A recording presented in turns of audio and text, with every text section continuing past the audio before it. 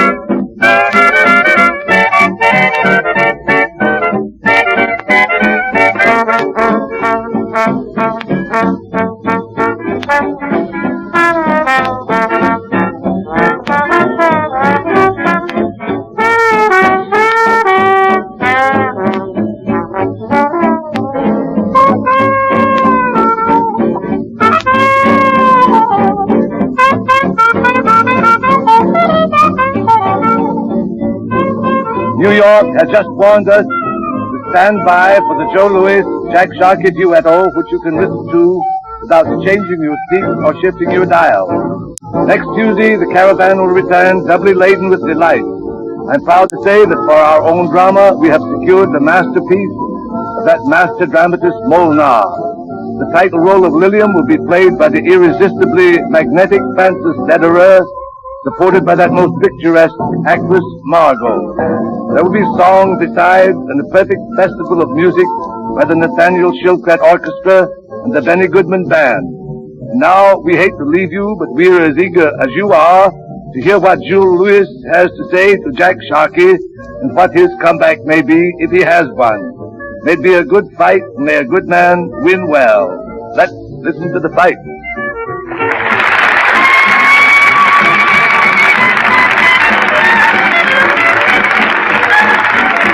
This is the Columbia Broadcasting System.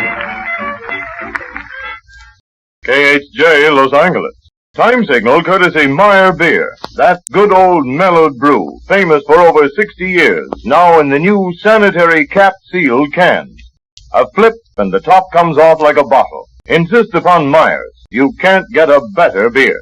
The tone indicates 6 o'clock and 20 seconds.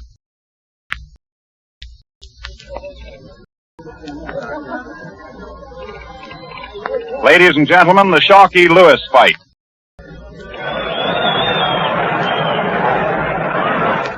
This is Ted Husing speaking to you from the ringside at Yankee Stadium, where the New York World Telegram and Associated Scripps Howard newspapers will bring you a blow-by-blow description of the 10-round heavyweight fight between Joe Louis and Jack Sharkey.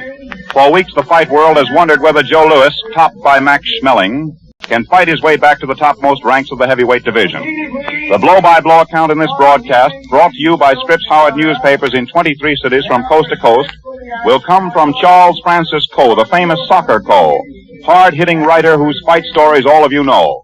Between rounds, I will describe the high points of the battle as it progresses. 35,000 fans have gathered tonight in this great stadium. And here is an announcement from Harry Balow regarding the departure of the fans from the Yankee Stadium. And now let's hear the noise of these thousands and his announcement as they cheer the principals who have just entered the ring. Will follow this feature event. Permit me to present you Frank Philadelphia heavyweight contender Al Eaton. There's an announcement regarding Al Eaton, who is coming up, Philadelphia lad who wants to get into the heavyweight picture.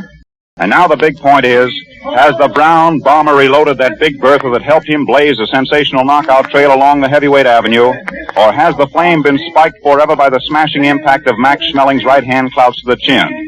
There's a lad seated right here who knows the answers to these questions and all these contentions that have faced everybody for the last 2 weeks, and he will be your blow-by-blow broadcaster for tonight. He is Charles Francis Coe, better known to all of us as Soccer Coe, a name he derived in the days when he was the welterweight champion of the Navy, author, writer, and sports enthusiast. Soccer will keep his eyes peeled for the action in the ring and relay it to you. One of the tallest fighters in the world has just been introduced. He's not known here, and the crowd gets a great laugh out of him. So here, ladies and gentlemen, before the big war begins, Soccer Cole will take a few seconds to give you the late highlights of the Louis Sharkey get-together. Soccer Cole. Hello, radio ears from coast to coast. Here we are at the Yankee Stadium, just waiting with bated breath for the big if contest of all time. Jack Sharkey, the if man. If he's in tonight, we'll get a great fight. The Brown Bomber, Joe Louis, the most colorful fighter of all time, just a few short months ago, met, as you know, Max Schmeling recently and was knocked out. If he hasn't too much of the all-lang syne recollection, he too will again be the great colorful fighter. You know, you mustn't discount Joe Louis too much, because when he met Max Schmeling, he was but 21 years old. Jack Dempsey, one of the great of all time, was knocked out in a round by Pueblo Jim Flynn and never attained championship caliber until he was 23 years of age. Way back in the old days, in the gay 90s that we see fit to call them now, Jim Corbett reached the ripe old age of 26 before he had sufficient experience to be a champion. Gene Tunney, just before we went into the ring, told me that Louis entered the ring for Schmeling very much frightened. That's about all I have to say now, except that Joe doesn't look very frightened, and neither does Jack, and Ted and I will do our best to give you a very accurate and entertaining broadcast. Come in a minute, Ted Husing. Thank you very much. Harry Balow, who is the announcer here, is just announcing the fact that a 15-round contest will take place at Madison Square Garden Bowl. He is introducing Max Schmeling of Germany, who is receiving a tremendous ovation. I saw Max in Berlin just a few weeks ago at the Olympic Games, and as he crosses the ring, he shakes hands first with Jack Sharkey and then with Joe Louis, both the principals being in the ring. And the present title holder of that division, our own James J. Braddock.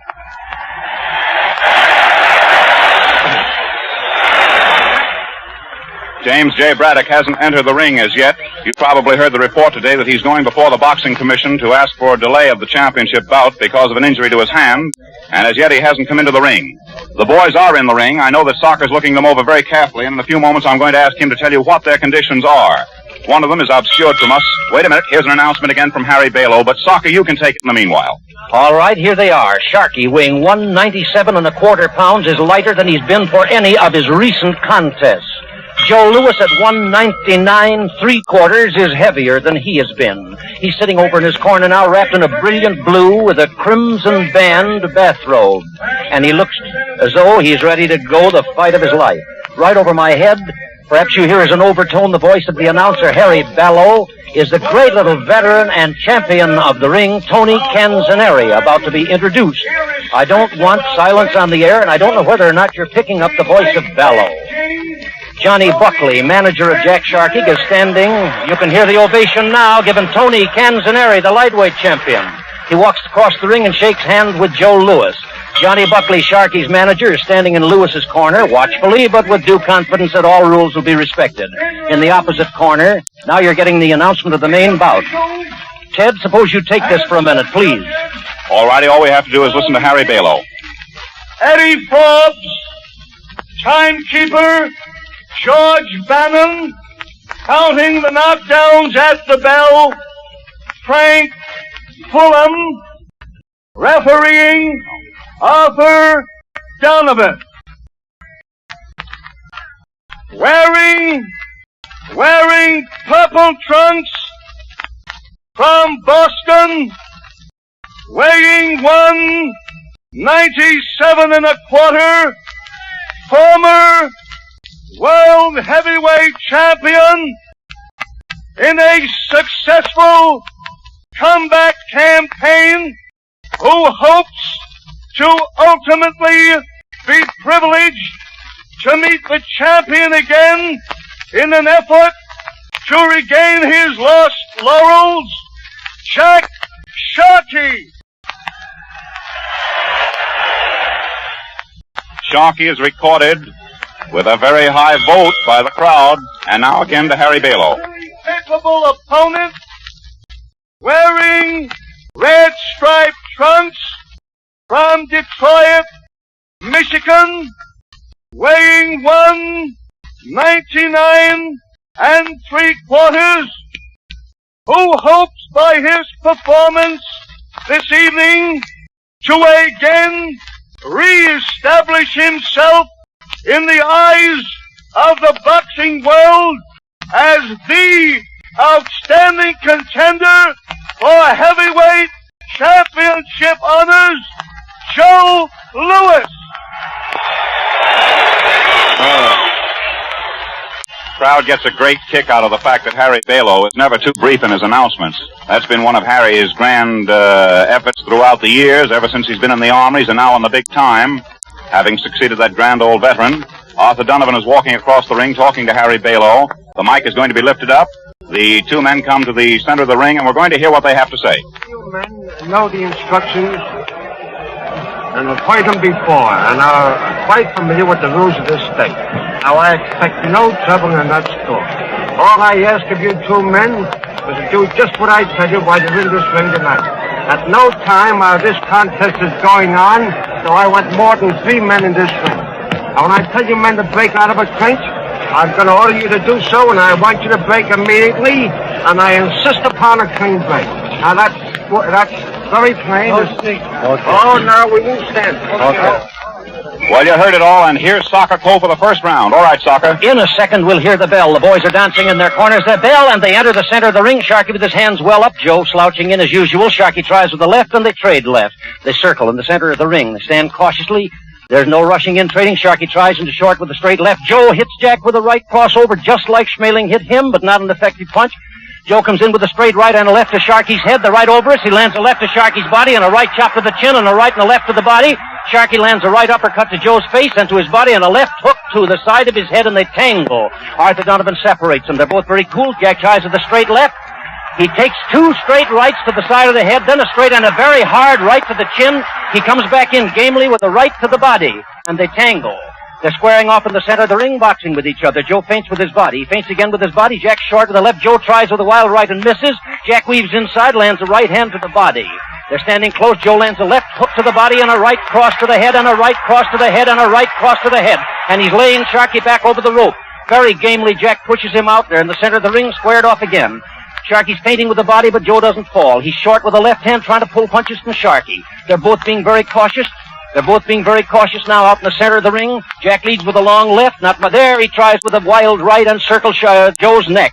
He tries with an inside right hand uppercut in close, pushes Joe to the ropes. Arthur Donovan, the referee, pulls him back. Jack tries with the left and misses. He tries the left hook and misses. The punch is really to keep Joe off or to draw a punch from him. Sharkey standing with his back against the rope. He weaves from the hips. Joe tries with the right and misses, but lands a short right follow-up. Puts Jack to the ropes. Jack pushes him out to the center of the ring, puts his head under Joe's chin, and they're out in the center of the rope. The referee finds it unnecessary to break them. The boys are standing, sparring for an opening in the center of the ring. Joe tries again with the left hook. Jack steps back. They're right over our heads here now. Joe tries with the left hook and lands an inside short right chop to the side of the head. They're clinched now right above the microphone. Joe is pushed back to the center of the ring by Jack Sharkey. Jack takes a straight left to the chin. They're sparring in the center of the ring for an opening. Joe's being very keen. He lands a straight left to Jack's chin. Jack weaves inside, drops low, but takes a right hand from Joe. He pushes Joe against the ropes on the far side of the ring. Joe pushes him away, and they're sparring for an opening in the center of the ring. Joe is short with a straight left. They're sparring in the center of the ring under the microphone. He's short with a straight left. He lands a straight left to Sharkey's chin. Now Jack tries with the left again. He's short. He takes a light left to the face as he comes into a clinch and works on Joe's body. Right, left, and pushes Joe into the ropes in this corner. They're out in the center of the ring once more. He lands a straight left to Joe's face and takes a light left in return. He lands another left to Joe's eye. Joe lands a straight left. They're sparring now. Neither of the punches are very heavy. Jack feinted with his right hand, but Joe stepped back. There was no punches landed. Jack feinted again with his right hand, but Joe didn't step back. Jack lands a straight left, another straight left to the head. Not heavy punches. He's pulling some punches from Joe now. He's feinting very cleverly and very scientifically, weaving with the body and feinting with the hand. And he's doing a very fine job of it. Joe tried with the left and right to the head. Both punches misses. Jack drops inside, lays close on the chest. Arthur separates them. They're standing over our heads in the center of the ring, and Joe tries a right to the head and a left to the body, the latter landing as the bell rings. Jack chops a left to the head, and here is Ted Husing. Thank you very much, Soccer Cole. After the first flurry of blows, which were struck by Joe Louis, Jack Sharkey weathering them very nicely, it appeared to us that Sharkey knew what he was doing. His eyes were clear. He took all the blows that came to him, all of which were delivered to him, short rights and sharp lefts, right over the microphone where Soccer Cole was broadcasting. Sharkey weaving all the time, started to draw his man out, and then I noticed that in the face of Joe Louis, there seemed to be a doubt that he could put the blow over, and Sharkey, watching that very cagily, started to move in with his left. Both boys are still in good condition. In fact, they're both fighting from the flat of their feet. They're throwing their blows hard. They're rolling nicely. They haven't gotten up on their toes to swing. They haven't done any dancing or any fancy tricks.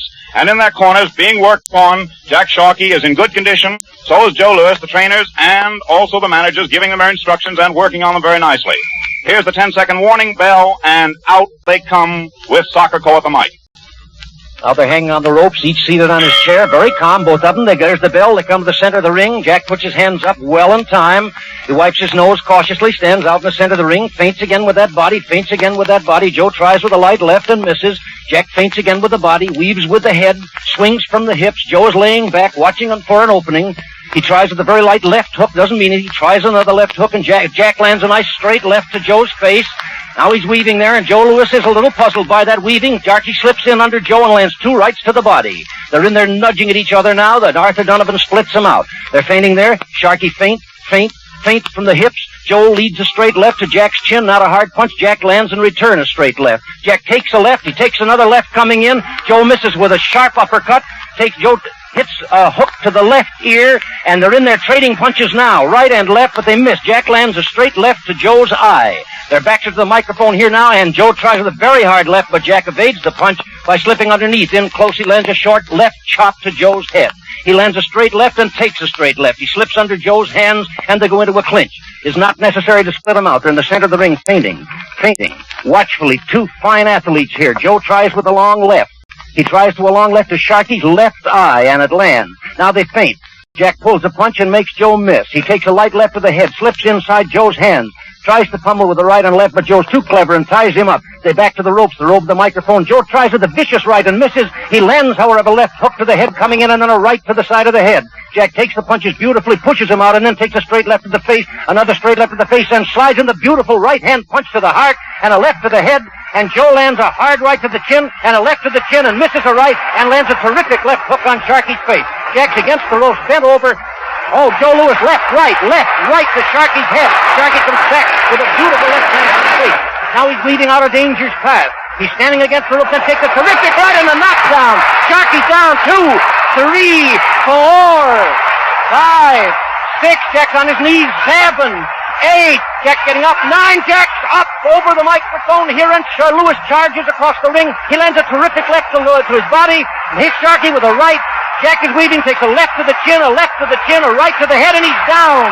2, 3, 4, 5, 6. Jack's on one knee, hang on the ropes. 8, 9, he's up. Louis from the neutral corner charges across. He's measuring his man now. Jack is very game. He lands a left to Sharkey's face, a right to Sharkey's ear. And then Sharkey does a Leon arrow way across the ring. His legs are a little bit weak from that punch. He takes a left to the eye, a left to the face, a left to the eye, a bad right to the body, and a left hook to the face. He's against the ropes, coming out gamely, courageous. He takes a left and lands a left. He jabs to Lewis's cheek. He jabs again to Lewis's cheek, and Louis misses with a wild left. Sharkey lands an inside right to Lewis's chin, a left hook to his face. This is a night that Sharkey's in, and he's fighting like a champion. A straight left to his face, and there's the bell. And here is Ted Husing. Soccer, that was really a great round. There's no doubt about it. The crowd enjoyed it. Sharkey, beginning the round, was forcing Louis to slow down, to fight the fight that Sharkey wanted. He was a sort of a sneering, domineering Sharkey. He had Louis worried because Joe Louis was forcing the fighting. But Sharkey, in return, in retaliation, was light in those blows. Suddenly, from nowhere at all, as Sharkey spun around, we noticed his left eye was cut. Light drops of blood were pouring down, and then, before you could say Jack Robinson, that right ripped out, caught him high on the chin, and dropped him right down here in front of the microphone for a 9 count. As Arthur Donovan waved the count to 8, Sharkey got up a little wobbly, almost at the 10 count, got up, forced a little bit for a second, then took some more. Another right again brought him down for an 8 count, but this time he came up with his eyes clear. And then by forcing his left out, almost in one of those last-minute gestures, he kept his man away. And now as they come out for the 3rd round, we're going to give you Soccer Co.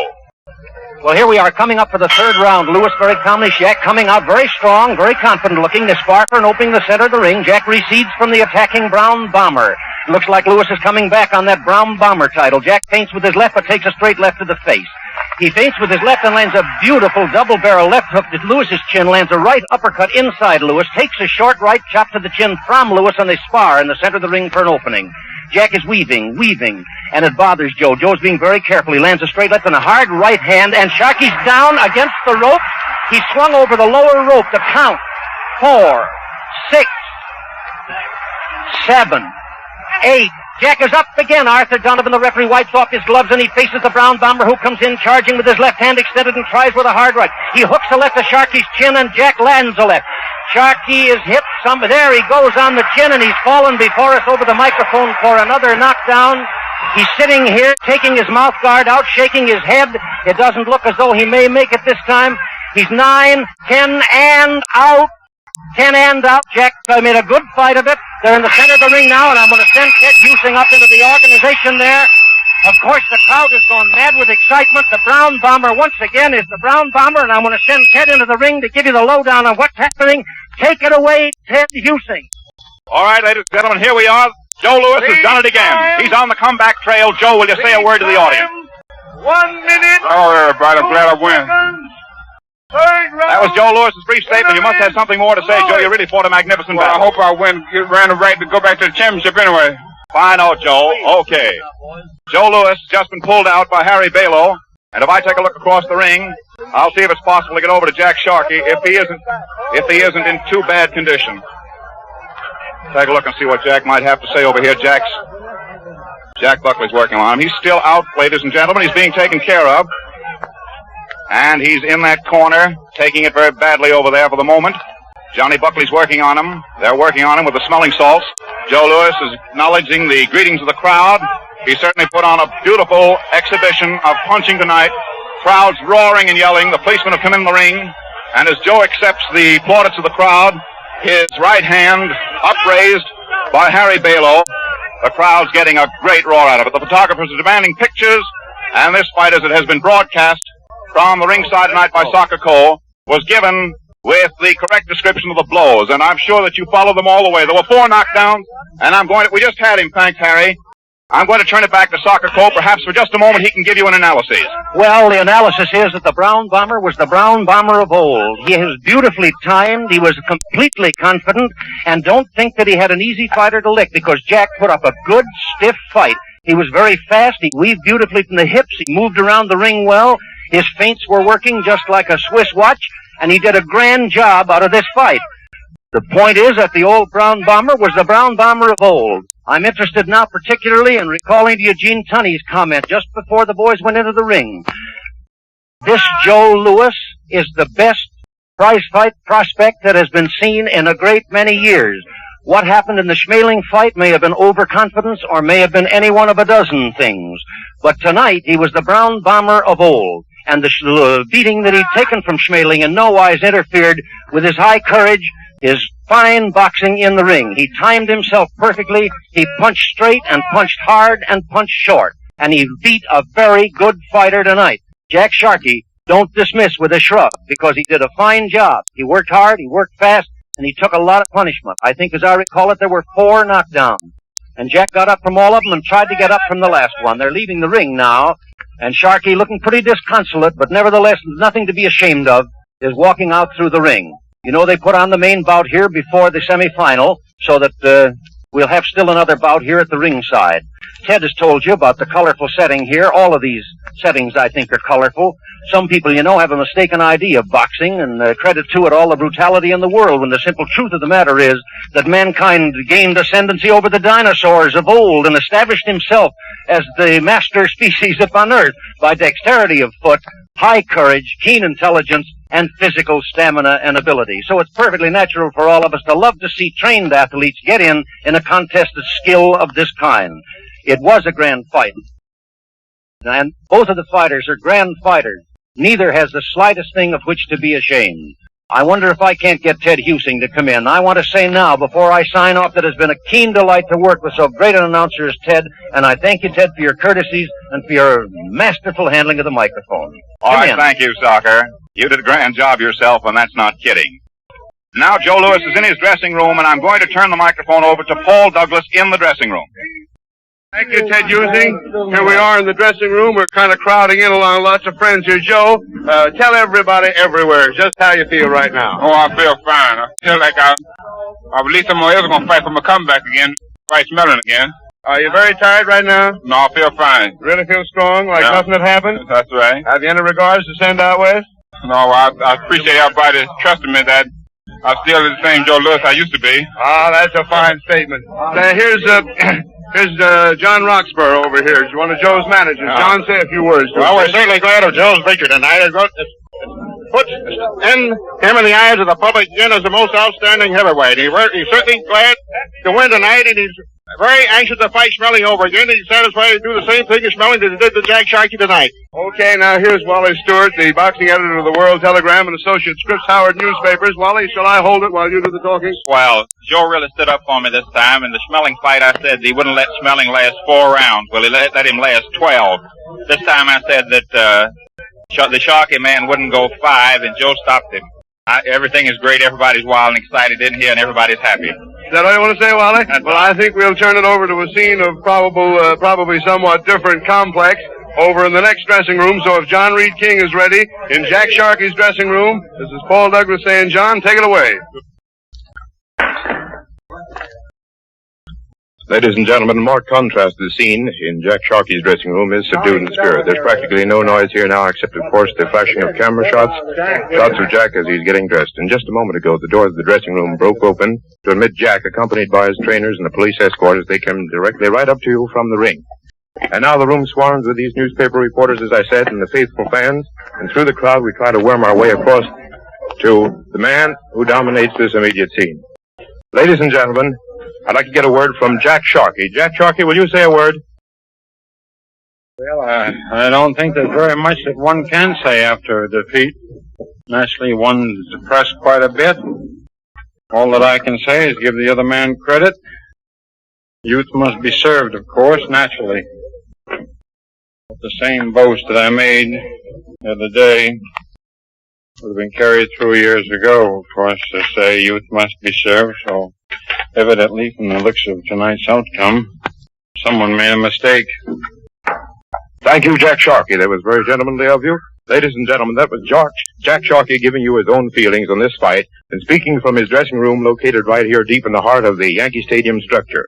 Here is a scene colored by all the chaotic excitement of an after-the-battle get-together of sports writers, fans, trainers, and policemen in the dressing rooms of one of the contenders. And now we're going to take you back down to the ringside and Ted Using. Well, I don't know what they've said in the dressing rooms because Sakako and I have been talking about it out here. You know, this is the 4th ex-world's heavyweight champion that Joe Lewis has met. The 3rd of the 4 that he's knocked out. The other one, of course, tabbed him on the chin on June the 19th and laid him among the clovers. But it looks as if we have a little boy coming back all the way from Detroit into the limelight again. Well, it was a grand fight from start to finish. I got a tremendous kick out of it. And in recapping it, all I can say is that Jack Sharkey really tonight was accorded not only a cheer before he went in the ring, but scattering applause as he left. For he fought for himself, a man his age and who has been in the ring as long as he has. He started in 1924. He met the best of them. For a man of his age, he fought a very, very beautiful fight. He was in excellent condition. He was as lean as a panther, but he was just in there with a better, younger man. And a good young man, I think, can always bring down a good old man. And that's the way you'll have to sum it up. Well, that's all there is from here tonight. This is Ted Using, who is speaking to you from the ringside at Yankee Stadium. We appreciate the courtesy of the makers of Camel Cigarettes and Prince Albert Tobacco in relinquishing the last half hour of their program this evening in order for us to bring you this special broadcast. This broadcast has come from the ringside at Yankee Stadium in New York City. The fight was brought to you by the New York World Telegram and Associated Scripps Howard newspapers in 23 cities from coast to coast. With me at the microphone for the blow-by-blow description tonight was Charles Francis Cole, the famous Soccer Cole, who is now at his typewriter pounding out a special story to appear tomorrow in the New York World Telegram and in all the other Scripps Howard newspapers. This is the Columbia Broadcasting System. KHJ, Los Angeles. Firestone Auto Supply time. 20 seconds to 6:29.